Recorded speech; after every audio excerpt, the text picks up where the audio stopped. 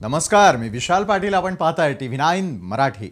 दुष्काळामुळे राज्याची ओळख शेतकऱ्यांच्या आत्महत्येचं राज्य अशी होऊ लागलेली होती.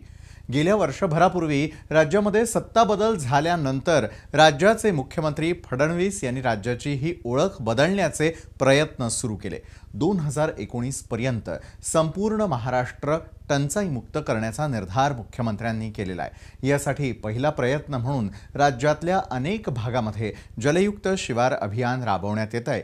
या अभियानामुळे आतापर्यंत 14.59 TMC पाणी साठा तयार करण्यात राज्य सरकार यशस्वी ठरलंय.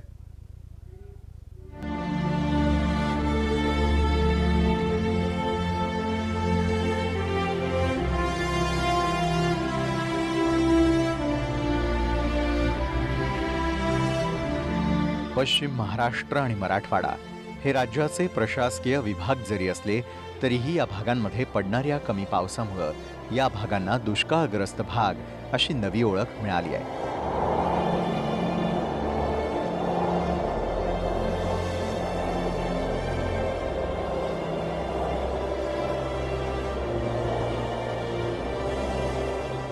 दर 2 वर्षांनी होणाऱ्या कमी पावसाचा विपरीत परिणाम राज्यातल्या अन्य भागातही दिसून आले.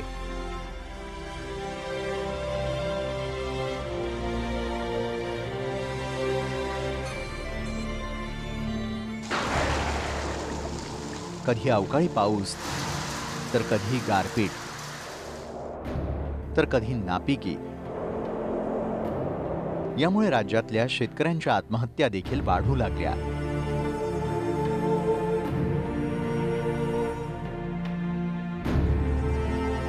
आतापर्यंत सरकारनं कोट्यवधी रुपयांची पॅकेजेस शेतकऱ्यांच्या मदतीसाठी दिली असली तरीही शेतकऱ्यांच्या आत्महत्या थांबत नाहीयेत.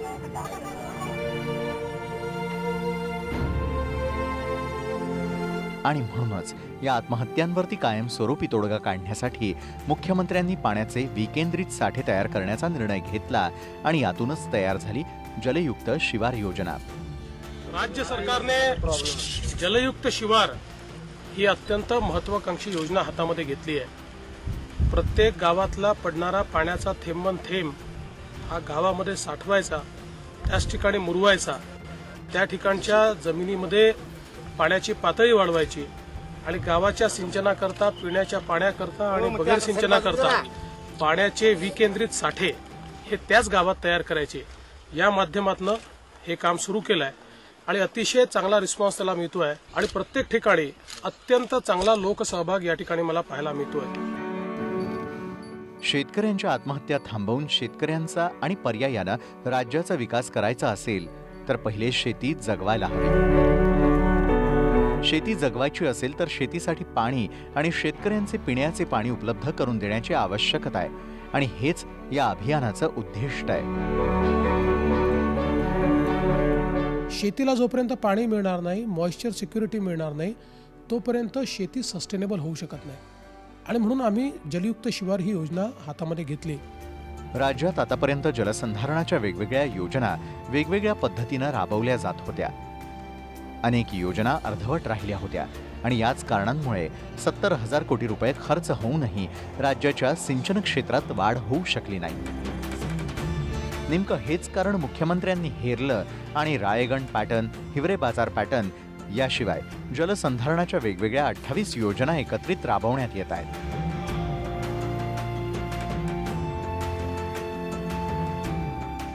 आम्ही ज्यावेळेस सत्तेत आलो त्यावेळी असं लक्षात आलं की देशातल्या 40 एकूण मोठ्या धरणांपैकी 40% मोठी धरणं ही महाराष्ट्रात आहे, पण तरी 82% महाराष्ट्र कोरडवाहू आहे. माननीय अण्णा हजारेजी असतील, पोपटराव पवार असतील, राजेंद्रसिंग राणा असतील किंवा अगदी शिरपूर पॅटर्न असेल, या सगळ्या पॅटर्नचा अभ्यास केला, त्या लोकांची मदत घेतली आणि ही योजना आम्ही तयार केली. राज्य सरकारच्या वतीनं आतापर्यंत अनेक योजना राबवण्यात आल्या, मात्र त्यामध्ये जनतेचा सहभाग दिसून आलेला नव्हता. मात्र जलयुक्त शिवार योजनेमध्ये श्रमदानाच्या माध्यमातून जनतेनं स्वतःचा सहभाग नोंदवला. ही जलयुक्त शिवार योजनेच्या यशामुळे शेतकऱ्यांना भविष्यात अच्छे दिन नक्की येतील हा विश्वास आता शेतकऱ्यांना देखील मिळू लागलाय. तुषार शेटे, TV9 मराठी. सरकार हे जनतेसाठी अनेक कल्याणकारी योजना राबवत असतं. मात्र अशा कल्याणकारी योजनांमध्ये लोकांचा सहभाग हा महत्त्वाचा असतो. अन्यथा अशा कल्याणकारी योजना ज्या आहेत ते केवळ कागदावरच राहतात.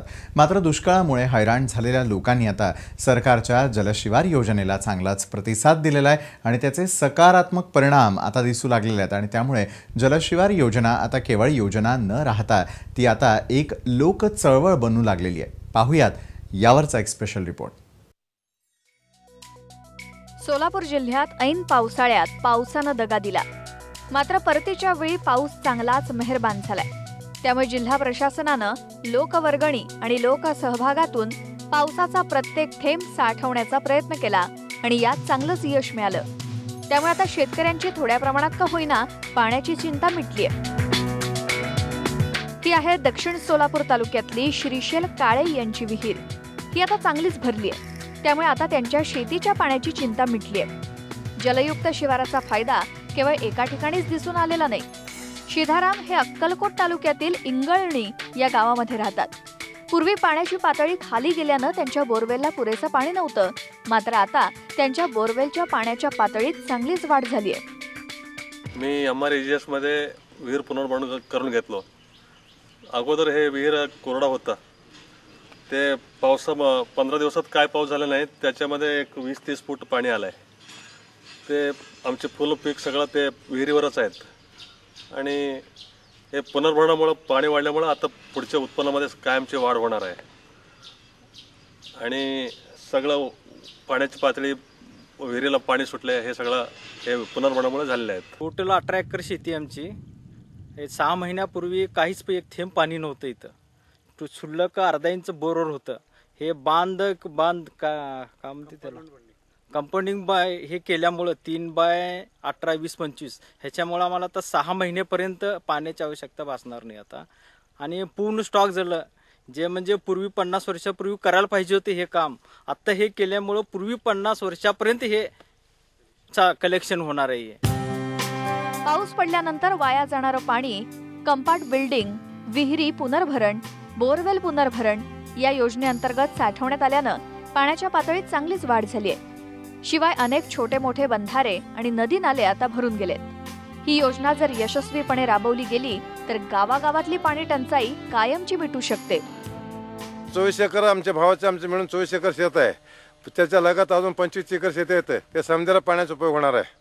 गावाच्या समजा विहिरीला पाण्याचा उपयोग होणार आहे. बघा पाण्याचा प्रश्न मिटणारच आहे साहेब. त्याचा 100% हिरेसनला प्रोक्षण होणार, बोर चालणार आणि शेतकऱ्यांचं इकडे भरणं वाढल्या जात आहे. जे दुष्काळ म्हणजे ओलावर राहणार, पाणी असल्यावर शेतकरी भरणं करतो आणि पाणी खोल बांधार झाल्यावर पाणी 4 दिवस महिन्यात उडत येतं, 2 महिने टिकणार. ही 100% होणार असं आहे. सोलापूर जिल्ह्यातील जलशिवारातून झालेली कामं. जलशिवाराच्या पहिल्या टप्प्यात सर्वाधिक 280 गावात काम करण्यात आलं. आतापर्यंत लोकसहभागातून 65 कोटी रुपयांची कामं करण्यात आली. आतापर्यंत 46 लाख क्युबिक मीटर गाळ काढण्यात आलाय. 100 किलोमीटरचे नदी नाले गाळ काढून जिवंत करण्यात आलेत. तर 80,000 हेक्टर कंपाऊंड बिल्डिंगचं काम पूर्ण करण्यात आलंय. आतापर्यंत 30,000 विहिरींचं लोकवर्गणीतून पुनर्भरण करण्यात आलंय. जलयुक्त शिवार अभियानांतर्गत आपल्या जिल्ह्यामध्ये 280 गावामध्ये पहिल्या टप्प्यामध्ये आपण कामं घेतली होती.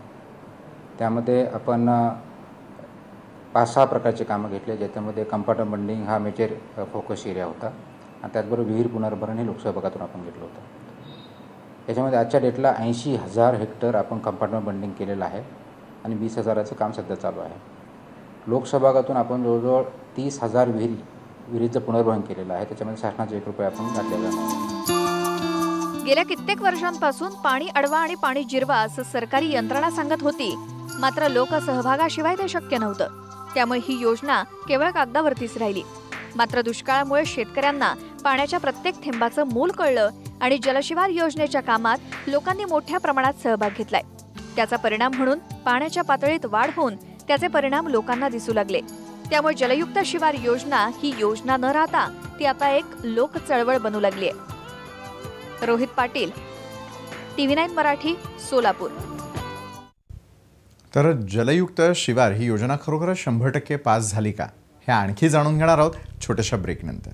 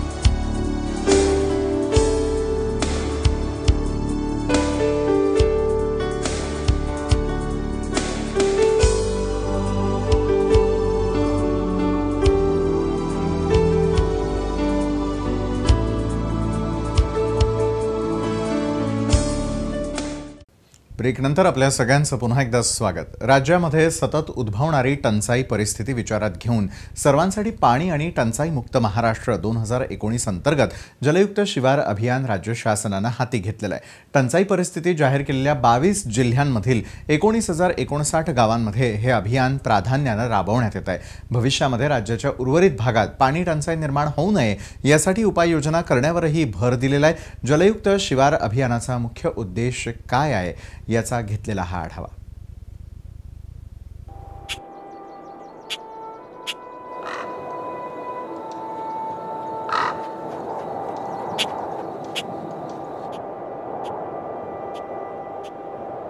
अपुऱ्या आणि अनियमित पावसामुळे राज्यात टंचाई परिस्थिती निर्माण झाल्यानं कृषी क्षेत्रावर त्याचा विपरीत परिणाम झाला.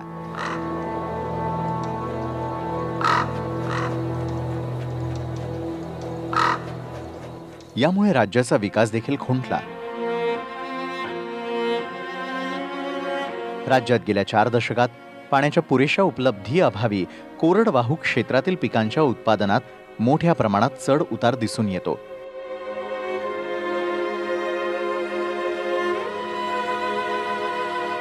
निसर्गाच्या लहरीपणावरती अवलंबून असणारी ही परिस्थिती बदलण्यासाठी हे अभियान एकात्मिक पद्धतीनं सर्व विभागांच्या समन्वयानं राबवण्यात येत आहे.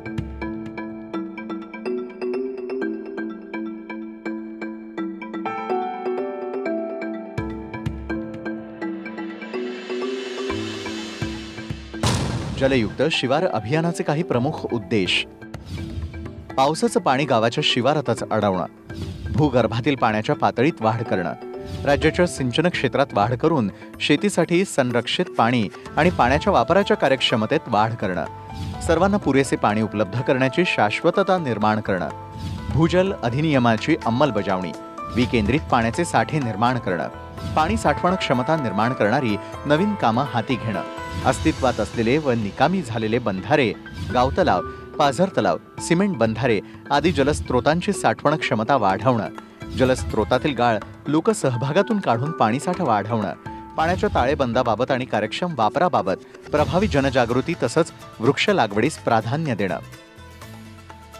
आम्ही ज्यावेळेस सत्तेत आलो त्यावेळी असं लक्षात आलं की देशातल्या 40 एकूण मोठ्या धरणांपैकी 40% मोठी धरणं ही महाराष्ट्रात आहे, पण तरी 82% महाराष्ट्र कोरडवाहू आहे. शेतीला जोपर्यंत पाणी मिळणार नाही, मॉइश्चर सिक्युरिटी मिळणार नाही, तोपर्यंत शेती सस्टेनेबल होऊ शकत नाही. आणि म्हणून आम्ही जलयुक्त शिवार ही योजना हातामध्ये घेतली. माननीय अण्णा हजारे जी असतील, पोपटराव पवार असतील, राजेंद्रसिंग राणा असतील किंवा अगदी शिरपूर पॅटर्न असेल, या सगळ्या पॅटर्नचा अभ्यास केला, त्या लोकांची मदत घेतली आणि ही योजना आम्ही तयार केली, ज्यामध्ये महाराष्ट्राची टोपोग्राफी, महाराष्ट्राची हायड्रोलॉजी, महाराष्ट्राची जिओलॉजी याचा सगळ्या पाणलोट क्षेत्राचा विचार करून विकेंद्रित पाण्याचे स्ट्रक्चर्स तयार करायचे. महाराष्ट्राच्या समस्येवर हेच उत्तर आहे.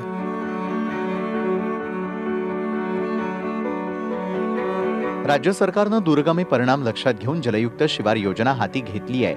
भूजल पातळी वाढवण्यासाठी सरकारकडून विविध उपाययोजना या माध्यमातून राबवल्या जात आहेत.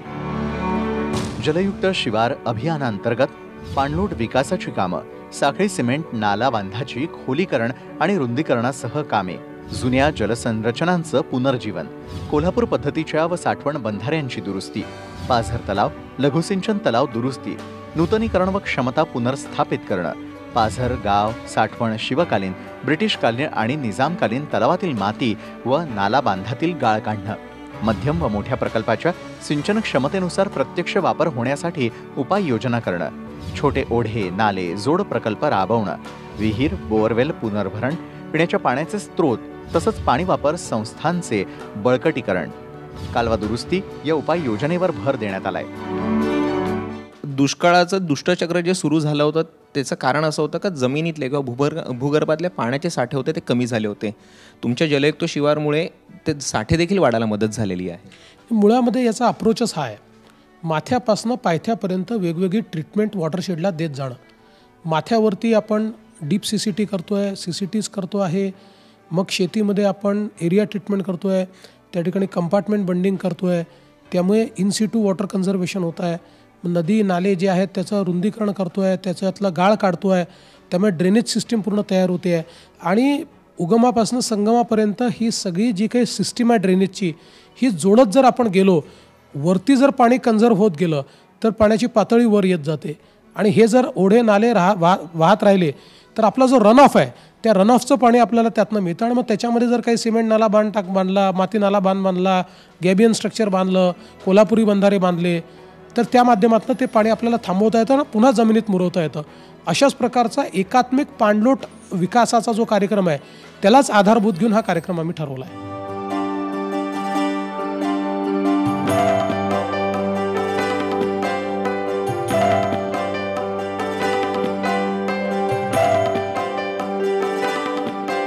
राज्यात जलयुक्त शिवार अभियानासाठी विविध विभागाकडील विविध योजनांतर्गत उपलब्ध निधीची एकत्रित सांगड घालून जलसंधारणाची कामं हाती घेण्यात येत आहेत. यामध्ये कृषी, वन, सामाजिक वनीकरण, लघु सिंचन, जलसंपदा, जिल्हा परिषदेकडील कृषी व लघु सिंचन, पाणी पुरवठा, भूजल सर्वेक्षण व विकास यंत्रणा, स्वच्छता अशा जिल्हास्तरीय यंत्रणांमध्ये समन्वय राखून हे अभियान राबवण्यात येत आहे. या अभियानांतर्गत उत्कृष्ट कार्य केलेल्यांना तालुका स्तरावर 2, जिल्हा स्तरावर 2, विभागीय स्तरावरती 2, राज्य स्तरावर 3 तालुके, प्रभावी जनजागृती आणि प्रसिद्धी विषयक उत्कृष्ट लेखन करणाऱ्या पत्रकारांसाठी जिल्हा, विभाग आणि राज्य स्तरावर प्रत्येकी 3 पारितोषिकं देण्यात येणार आहेत. जलयुक्त अभियानात निधीची कमतरता पडू नये यासाठी नाविन्यपूर्ण योजनांसाठी जिल्हा नियोजन समितीकडे उपलब्ध असलेला 3.5% निधी तसंच राज्य व जिल्हा स्तरावरती उपलब्ध असलेला मदत व पुनर्वसन निधीचा जलयुक्त शिवार अभियानासाठी प्राधान्यक्रमानं वापरण्यास शासनानं मान्यता दिली आहे. त्यातच हे अभियान थेट जनतेशी जोडलं गेलं असल्यानं या अभियानाची यशस्वीतता दिवसेंदिवस वाढतच चालली आहे. तुषार शेटे, TV9 मराठी. आणि आता वेळ झालेली आणखी एका छोट्याशा ब्रेकची.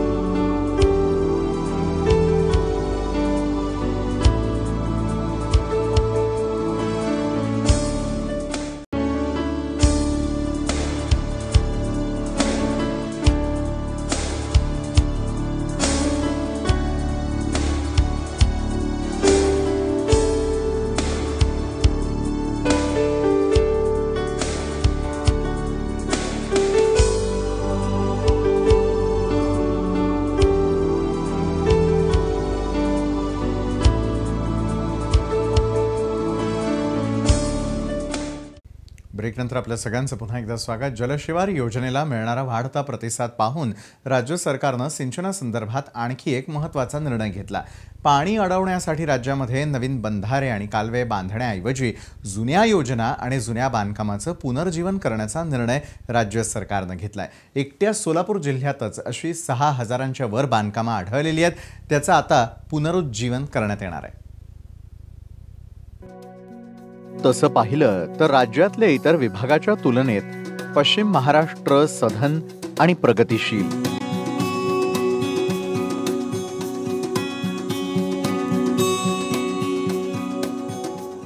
मात्र गेल्या काही वर्षांपासून इथं राहणाऱ्या लोकांनाही दुष्काळाची चांगलीच झळ बसली. यावर उपाय म्हणून सिंचनाच्या नावाखाली काही योजना सुरू करण्यात आल्या. पाण्यासाठी पाण्यासारखाच खर्च करण्यात आला. विविध प्रकल्पांतर्गत पाणी अडवण्यासाठी प्रयत्न करण्यात आला. मात्र यातले अनेक प्रकल्प अर्धवट राहिले.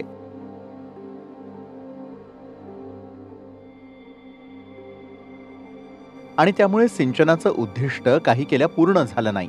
सरकारला नवीन प्रकल्प सुरू करण्यासाठी मोठ्या प्रमाणात खर्च येतो. त्यामुळे राज्य सरकारनं नवीन प्रकल्प सुरू न करता आहे त्या जुन्या प्रकल्पांनाच पुनर्जीवन करण्याचा निर्णय घेतला. इंग्रजांच्या काळापासनं विकेंद्रित स्ट्रक्चर्स आहेत आणि आता आम्ही प्रत्येक जिल्हाधिकाऱ्याला सांगितलं आहे की तुमच्या जिल्ह्याचं रिसोर्स मॅपिंग करा आणि यातलं प्रत्येक स्ट्रक्चर हे मॅपवर आणा. आणि यावर्षी आम्ही एक स्पेशल हेड त्यांना देतो आहे या स्ट्रक्चरच्या रिज्युविनेशन करता. कारण हे इतकं स्वस्त पडतं. 50,000, 1 लाख, 1.5 लाख. आता 1.5 आणि 2 लाखाची कामं सरकारमध्ये होतात. लोकांना आश्चर्यच वाटतं. पण 1.5 आणि 2 लाख रुपयात याचं रिपेअर होतं आणि इतक्या मोठ्या प्रमाणात पाणी त्या ठिकाणी थांबतं की आपण जर त्या पाण्याचा हिशोब लावला तर 1 आणि 2 पैसे लिटरनी पाणी त्या ठिकाणी आपण साठवू शकतो. एकट्या सोलापूर जिल्ह्यात 6,600च्या वर सिंचनासाठी असलेलं बांधकाम अपूर्ण अवस्थेत आहे. त्यामुळे आता जिल्हा प्रशासनानं जल आराखडा तयार करत असून त्यानुसार बंधारे, पाझर तलाव इत्यादी कामं पुनरुज्जीवित करण्यात येणार आहेत. यावर्षी हे जे आपण 6,600पेक्षा जास्त स्ट्रक्चर आयडेंटिफाय केलेले आहेत त्यांचे एस्टिमेट बनवण्याचं काम चालू आहे. एस्टिमेट बनवून आवश्यक असलेला निधी आपण शासनाकडे मागून जलयुक्त आराखड्याच्या माध्यमातून यांना पूर्ण पुनरुज्जीवित करणार आहोत, जेणेकरून नवीन स्ट्रक्चरची गरज पडणार नाही. आहे ते स्ट्रक्चर पुनरुज्जीवित करून आपल्याला आवश्यक असलेलं पाणी, पिण्याचं पाणी, जनावरांना आवश्यक असलेलं पाणी आणि शेतीसाठीचं पाणी, तिन्ही प्रकारचं पाणी अवेलेबल होऊ शकतं आणि आपला शेतकरी चांगलं जीवन जगू शकतो. राज्य सरकारच्या या निर्णयाचं जल अभ्यासकांनी देखील स्वागत केलंय. याची प्रत्यक्ष अंमलबजावणी झाली तर दुष्काळ तर हटेल, शिवाय शेतीसाठी अच्छे दिन येतील असा आशावाद आहे. नवीन उपक्रम हे करीत असतानाच जे रखडलेले अर्धवट असलेले प्रोजेक्ट्स आहेत त्याला प्रायोरिटी देऊन, अर्थसहाय्य करून, लोकोपयोगी प्रकारचं इव्हॅल्युएशन करून, एक प्रकारचं ऑडिटिंग करून त्याला प्रायोरिटी देऊन ते पूर्णत्वास नेणं ही अत्यंत चांगली गोष्ट आहे. सवंग लोकप्रियता मिळवण्यासाठी किंवा कामं दाखवण्यासाठी भूमिपूजनाचा सपाटा लावला जातो. मात्र भूमिपूजनानंतर किंवा प्रकल्प पूर्ण झाल्यानंतर त्याकडे बरेचदा दुर्लक्ष केलं जातं. सरकारचा बंद आणि अर्धवट अवस्थेत असलेले सिंचनाचे प्रकल्प पूर्ण करण्याचा निर्णय नक्कीच आशादायी आहे. त्यामुळे हा निर्णय गेल्या काही वर्षांपासून दुष्काळाची झळ सोसणाऱ्या शेतकऱ्यांना चांगलाच लाभदायी ठरू शकतो. रोहित पाटील, TV9 मराठी, सोलापूर. तर जलयुक्त शिवार योजना जी राबवली जाते ती कशा प्रकारे 100% पास आहे हे आपल्याला आज पाहायला मिळालं. आता वेळ झाली इथंच थांबण्याची.